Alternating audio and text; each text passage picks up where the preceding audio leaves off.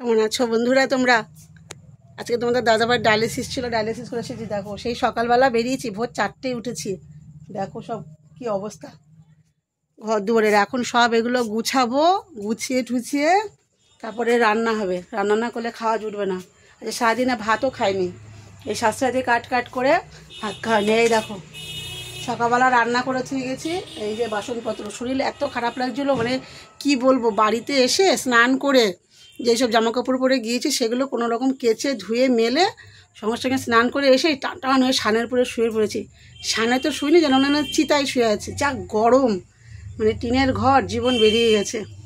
সবাই বলে অনেক পুণ্য করে মানুষ জন্ম হয়েছি, আর আমি বলবো অনেক পাপ করলে মানুষ জন্ম হয়। পাপ না করলে কেউ মানুষ জন্ম হয় না। জন্ম যদি নিতেই যদি হয় তাহলে পশু পাখির জন্ম নেওয়া ভালো, গাছপালার জন্ম নেওয়া ভালো, ফুলের পাখির জন্ম নেওয়া ভালো। মানুষ জন্ম যেন আর না হয় জীবনেও কোনো দিনও। এত কষ্ট মানে আর বলার মতো না। আর যেই সংসারে যার স্বামী অসুস্থ তার তো কোনো কথাই নেই। আমাদের দাদাভাই তো অসুস্থ, তোমরা তো জানোই। এখন মনে হচ্ছে না যে এগুলো সব মেজে রান্না বান্না করি।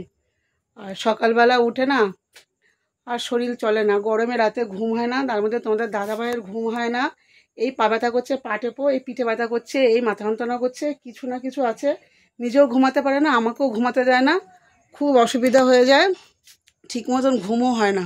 আর গরমে সারা গায়ে মাথায় সেই কীরকম একটা বেরিয়েছে, খুব ব্যথা। যাই হোক, তোমাদের সাথে অনেকটা বগর করলাম, আমরা সবই দেখালাম তোমাদের। এখন এগুলো মাজবো, মেজে রান্না বসাবো। ছেলেকে দিয়ে একটু বাজারে পাঠালাম, একটু বাজার আনতে।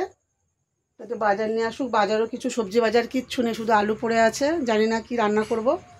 যাই হোক, কিছু তো একটা করতে হবে, করেতে খেতে হবে। তোমাদের দাদা এসেছি সকালবেলা এইটুকুনি ভাত খেয়ে ডায়ালিসিসে গিয়েছে। ওই ভোর 6টার সময় কি আর ভাত খাওয়া যায়? ভোর 6টার সময় ভাত খাওয়া যায় না। যাই হোক, তবু জোর করে খাইয়েছি, কেননা না খেয়ে গেলে না না খেয়ে ডায়ালিসিস নিলে শরীর অসুস্থ হয়ে যায়, প্রচণ্ড বমি করে, কোমরে ব্যথা হয়। তার জন্য বললাম এইটুকুনি ভাত খেয়ে যাও।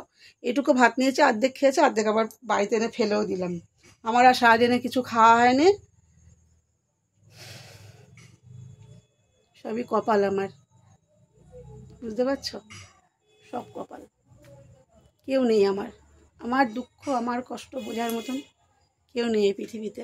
অনেক পুণ্য করে জন্মেছি আমি, অনেক পুণ্য করে। ঠিক আছে বন্ধুরা, টাটা। তোমরা সবাই আমাকে একটু ভালোবাসা দিয়ে আমার পাশে একটু থেকো, তাহলেই মনে করবো যে আমার সবাই আছে। শুধু তোমাদের একটু সাপোর্ট আমার দরকার, আর কিচ্ছু না। সবাই তোমরা খুব ভালো থেকো, সুস্থ থেকো।